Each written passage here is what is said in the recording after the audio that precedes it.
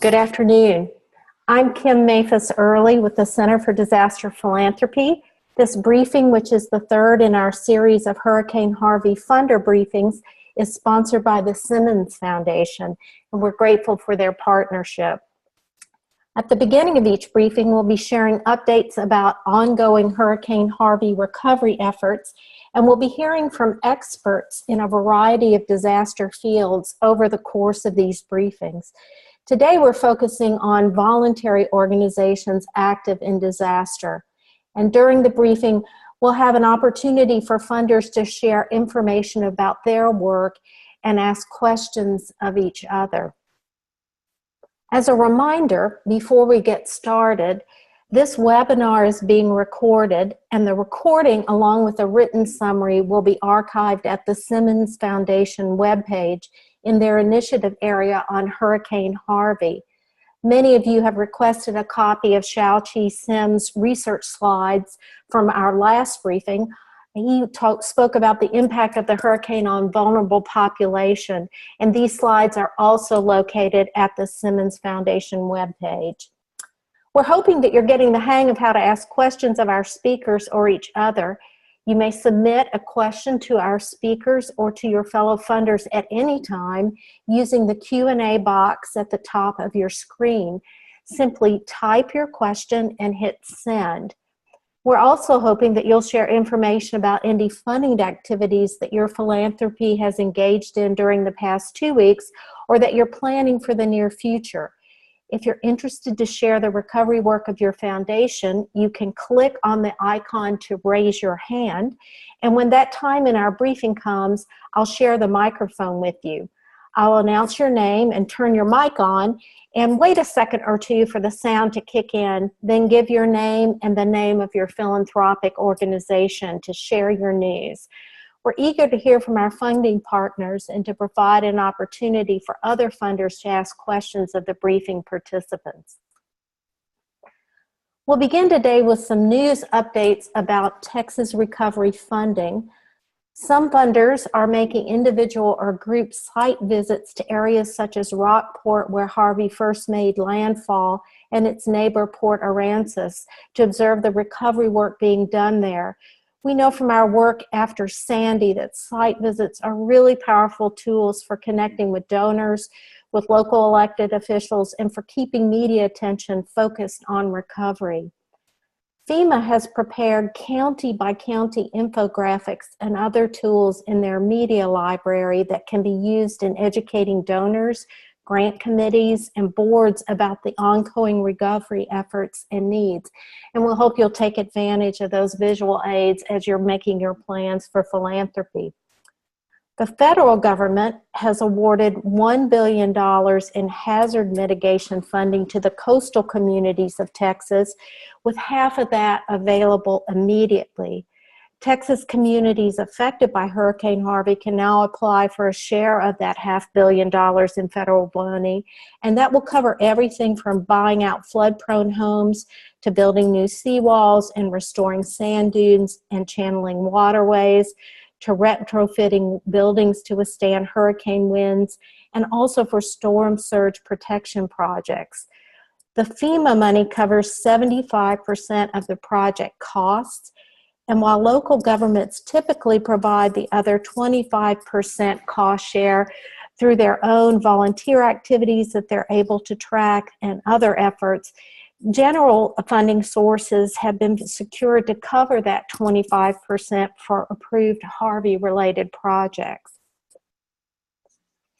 $5 billion worth of community development block grants that Congress approved in the fall for long-term Harvey recovery will be available by the end of March. These are administered by Housing and Urban Development, and the grants will cover 100% of the cost of disaster relief, infrastructure, economic revitalization, and housing projects for both local governments and individuals. HUD has issued rules for how they'll disperse the money, and the state must now design a plan that HUD has to approve. And just for your calendar interest, we'll have a representative from HUD with us in a future briefing. The Commission to Rebuild Texas is another resource for updated information about federal funding programs, individual assistance, housing, and jobs. And finally, Rockport, which was directly in the path of the storm, is still working on debris removal. And you can find regular updates from the mayor at the link here that we'll also include in our written briefing report. We're now pleased to welcome Sheila Dahl and Richard Martin, who are from FEMA and are going to help us by sharing information about the Recovery Symposia, which we've learned about in prior briefings. Welcome to Sheila and Richard. Good afternoon. This is Rick Martin with Community Planning Capacity Building with FEMA. And we're here on behalf of Texas A&M AgriLife, who couldn't make it in today. This is really their lead. What they're trying to conduct is 2 to 4 recovery symposia throughout the impacted areas. 2 of the dates have already been set. One is March 26th in Fort Bend County in Rosenberg, and on March 28th, Montgomery County in Conroe. And what we at CPCB, Community Planning Capacity Building, is doing with FEMA, we are merely in support and providing logistical support to Texas A&M. These recovery workshops are intending to bring in local speaking with locals. So folks that have been affected by other disasters to come in and share their success stories or things that didn't work so well with the local jurisdictions. And we're expecting day long. It's going to have opening discussions and presentations, as well as some breakout sessions in the afternoon. And like I said, they've got 2 already set and 2 are pending. And pending any other questions, that will conclude. Thanks, Rick. Can you tell us where we can turn to find information about the exact times of the symposia and the locations, apart from just the general information you provided?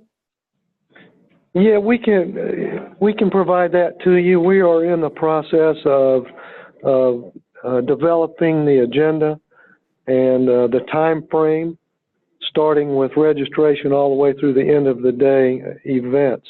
So once that's developed, we'll send that out. But the point of contact for that is going to be Steve Miklinchek and Sharis York with Texas A&M AgriLife. Great. For folks who are listening in, I'll get that contact information from AgriLife and be able to share it in our report. Any other questions from our attendees for our representatives from FEMA while we have them on the line?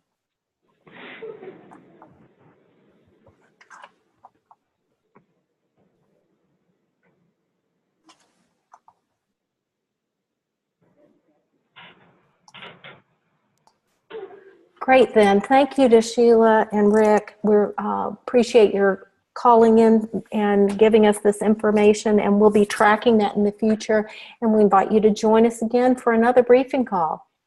Kim, thanks for having us on today.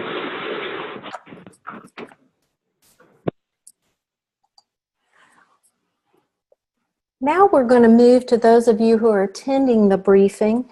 Do you have news of funds you've established or needs you've seen that need to be addressed in your local service areas?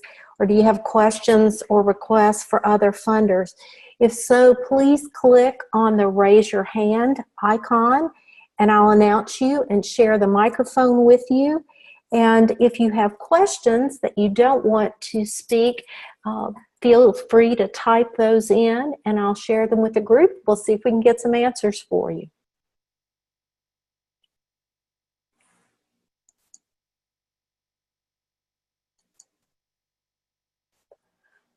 I want to welcome Sally Ray.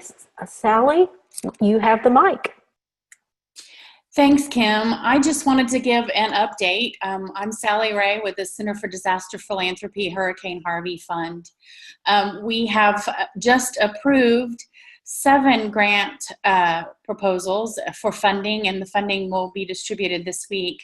6 are to long-term recovery committees and groups throughout the impacted area, and 1 is to the disaster leadership team, which is a group that helps with mentoring and training and education for those groups.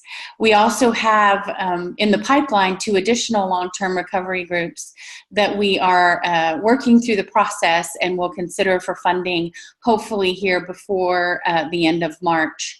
So our first round of funding is focusing on long-term recovery groups and building their capacity to respond to the long-term recovery process. And we're now doing a reassessment and looking at what the needs are now and how they might have changed or adjusted since our first assessment. And we'll be using the data provided by Dr. Sim and other information that I've gotten from my colleague, fellow funders, to help us identify where our next round of funding will be directed. But that next round will be distributed hopefully first part of July, with a request for proposals going out to specific organizations in May. So just wanted to give that update so that people knew what we were focusing on and if they had any suggestions or input or ideas for collaboration. Sally, this is Kim. Any hunches? I know that the data is preliminary and you're waiting to see what the new assessments will bring, but any hunches about the general areas that you suspect are going to have great need and need funder attention? Well, what we all seem to be seeing an awful lot of is that housing, affordable housing, housing repair and rebuild is a huge need and continues to be and will probably continue to be for a very long time. So certainly working with some of our nonprofit groups that are supporting vulnerable populations and getting them into safe, healthy housing and affordable housing that's sustainable and resilient is something we're looking at. In addition to that, some of these communities have had a pretty significant impact economically. So I think something we need to consider is community resilience, not just in housing, but how can that community rebuild itself to better prepare for and be more resilient in the face of future disasters. So that's something I'm seeing as a real trigger for us and an area of interest, particularly in those communities outside Houston and Harris County, where they may have had a very focused very economic focus in just one general area of the economy, like tourism or petrochemical or something like that. Probably working with them to identify ways to rebuild their community to be more resilient in the future. Thanks, Sally. That's really helpful. Any other questions for Sally or other funders who'd like to share what they're doing right now in the recovery process?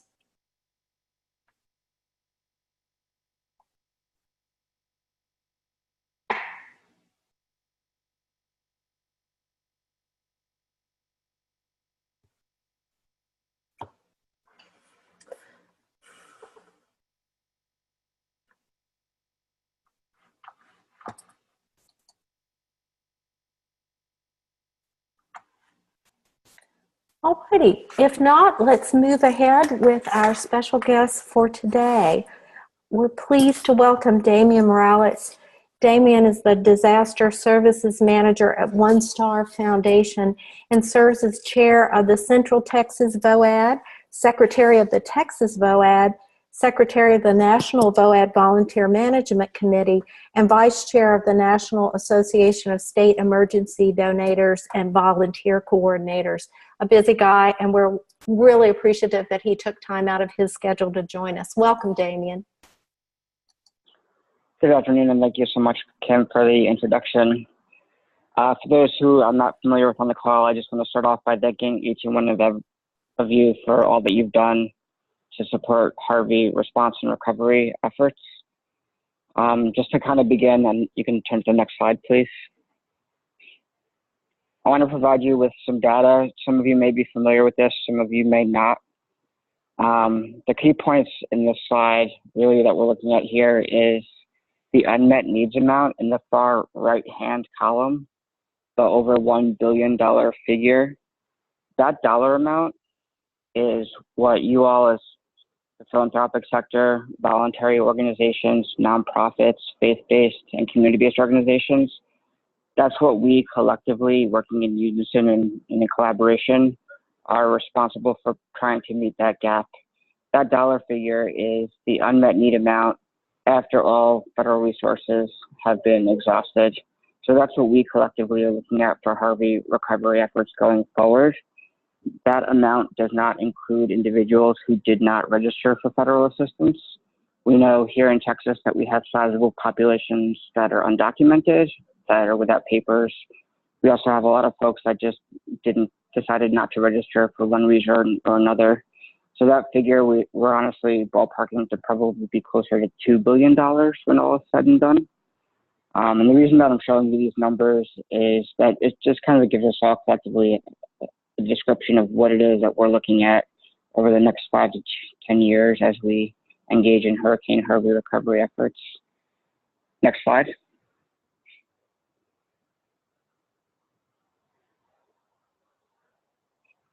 So for this slide, as Sally Ray mentioned earlier with long-term recovery groups, some of the groups that were funded, you'll see denoted here on this map. To date, we have long-term recovery groups formed in 31 of 41 counties that have been declared for individual assistance for Hurricane Harvey. For those who may not be familiar with the term long-term recovery, a long-term recovery group is essentially, you can think of it as almost a startup nonprofit, if you will, of typically local, community-based, faith-based, and volunteer organizations working in collaboration with some national organizations that will come together traditionally after a disaster, such as Hurricane Harvey, to meet the needs of our most vulnerable citizens and also non-citizens after a catastrophic disaster. Many of these locations were impacted in prior years as well. So some of these organizations have been formed and operational for a couple of years. In other communities, they're just now kind of getting their feet under them, so to speak. These organizations are typically largely volunteer driven. That works well for a smaller scale disaster. It gets a little bit more challenging for a catastrophic disaster, such as Hurricane Harvey, where some of these communities are supporting tens of thousands of survivors. As Sally Ray referenced a couple of minutes ago, the Center for Disaster Philanthropy is funding capacity building support for these long-term recovery committees and groups. And these organizations are going to continue to need that capacity building assistance, whether it's monetary donations or in-kind donations, such as subject matter expertise in financial management, in grant writing, in grant review, things of that nature over the coming years. These are really the nexus points in our communities through which a lot of the resources for Harvey individual assistance recovery is flowing. And the reason I'm trying to highlight individual assistance is, as Rick mentioned earlier, there's also recovery symposiums being planned in collaboration with FEMA's NDRF, the National Disaster Recovery Framework team. They're focused on both individual assistance and public assistance recovery, whereas these long-term recovery groups and committees are focused on individual assistance, so that's survivors specifically. Next slide, please.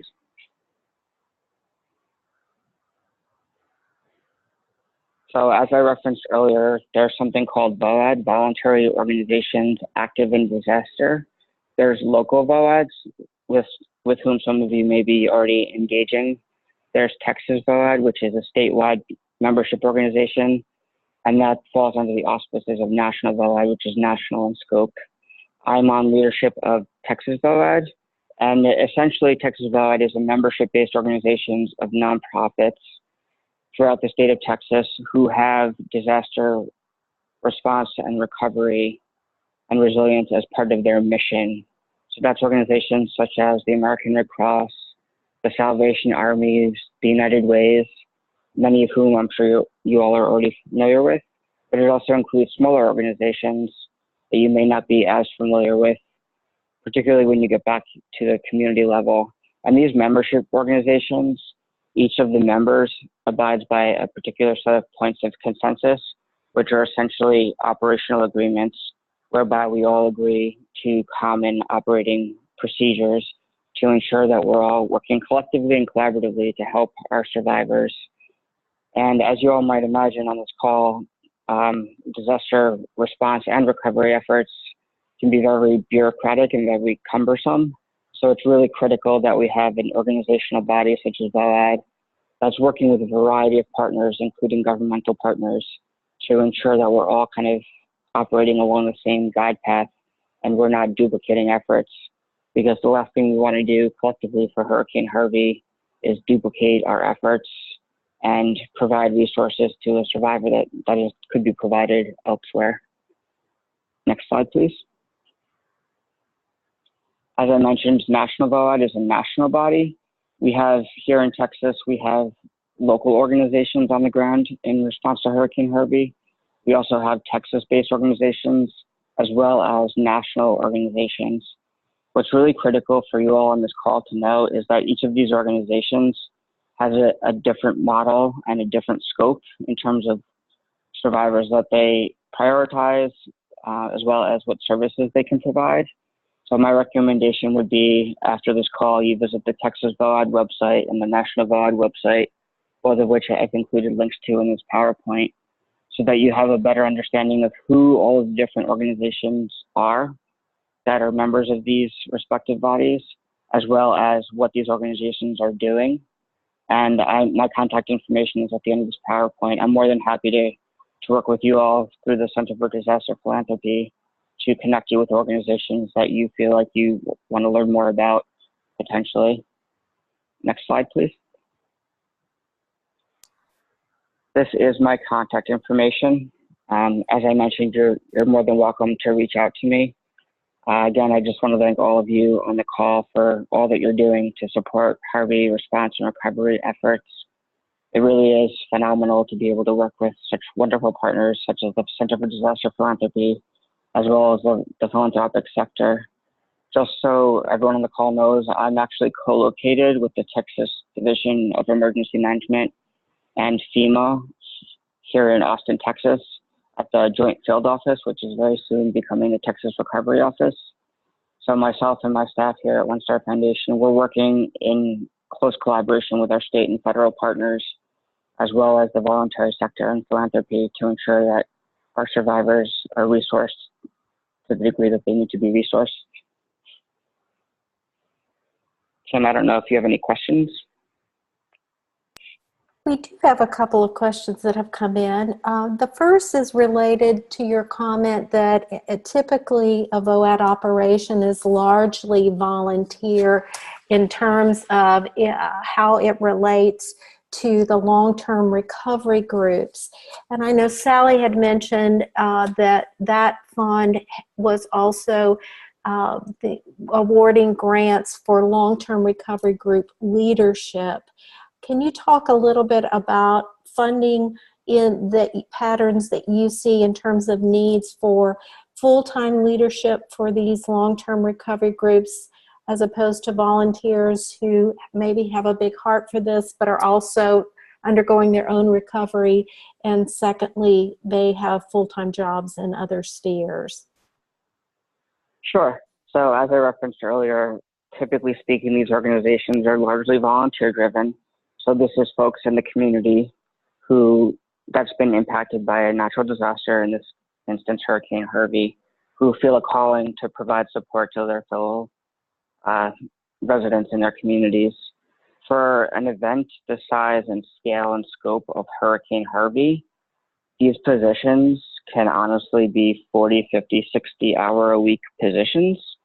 And oftentimes with that level of need in the community, it's for the sake of continuity. It's really helpful to have capacity building support for these organizations so that the leadership feels that they're being compensated not only financially and emotionally, but that the organization has a firm structure to it So as we run case management operations and unmet needs through these organizations, these startup nonprofits, if you will, they have the structure in place to be able to engage with such a large variety of partners, whether it's philanthropic or voluntary, as well as has the infrastructure in place to do case management, which is ultimately what we're looking to do, is to provide resources to these survivors, whether it's voluntary or donations, both in kind and monetary, as well as through case management. Thanks. I have a question based on my own experience. I'm located in Nashville, Tennessee, and when we had our big flood, there were volunteers here for years and years helping us recover. You've mentioned that you can go to the National VOAD or the Texas VOAD sites to determine organizations that might need volunteers.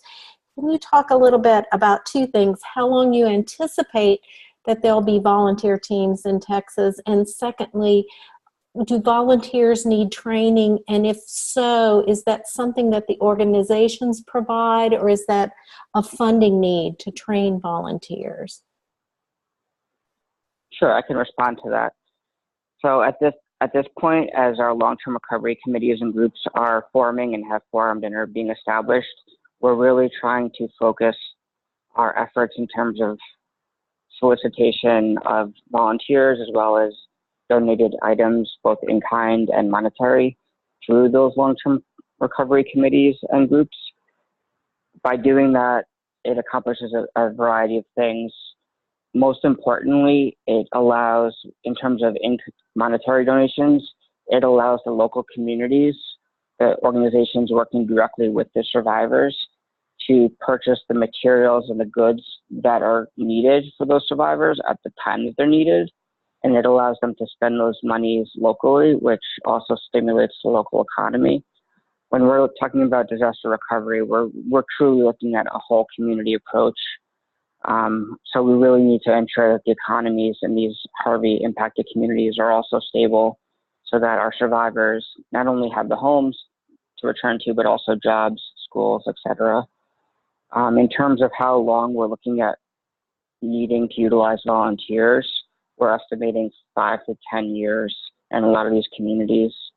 One thing that's important to note is, due to the nature of Texas being the most disaster-prone state in the country, and the fact that we've been declared federally at least numerous times in the past couple of years, we are seeing survivor fatigue, but we're also seeing some volunteer fatigue as well. So we're really looking to a variety of sectors to engage with volunteer efforts. We actually do have a website. It's www.volunteer, T as in Tom, X as in X-ray.org, where we have more information posted about opportunities to both volunteer as well as to donate. And as I mentioned earlier, we're really trying to focus and funnel our resources collectively through these long-term recovery committees and groups that are operational within the communities, because there's so many competing catastrophic disasters right now. It's Harvey, Irma, Maria, the wildfires, so on, and we're experiencing flooding in certain parts of the states currently. We're really trying to ensure that we're taking a resilient approach to recovery for Harvey here in Texas, and that we're taking an asset-based approach. So rather than it being top-down, which we've done in the past, we're really trying to encourage a bottom-up approach, so that our communities can not only recover from Harvey, but also be more resilient in the face of a future disaster as well. Thanks. You talk about volunteer fatigue and responder fatigue. We can also, in philanthropy, talk about donor fatigue and our need to increase attention over the long term for these disasters, so that they continue to be funded in the most crucial aspect, which is long-term recovery. And in that way, build the resilience that you're talking about. Any other questions for Damian while we have him on the line?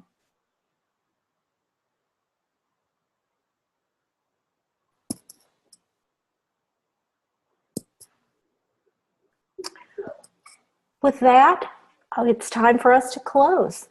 We hope that this briefing leaves you with some good information about VOAD to share with your colleagues. And if there are philanthropic organizations you believe would benefit from these briefings, please share the invitation to our next briefing, which will be on Monday, March 12th. Damian has mentioned the importance of disaster case management, and at that briefing, we're going to have Nancy Beers, who's the director of the Midwest Early Recovery Fund, to share information about the role of disaster case management in recovery. And she'll also be focusing on how funders can support this work through long-term recovery of disaster-affected communities. Thanks again to Damian and our friends from FEMA for sharing time with us, and to our partners from the Simmons Foundation for their support of these briefings. The written summary and recording of this briefing will be mounted at the Simmons Foundation website in their initiative area on Hurricane Harvey. If you have questions that were not addressed during today's briefing, you can email them to me at kim.maphisearly@disasterphilanthropy.org. And if you're participating today, count on getting an invitation soon to our next briefing. And please register in advance, as once the briefing actually starts, you can log in, but you're not able to register after we begin. Thanks again. We'll see you in 2 weeks. Bye.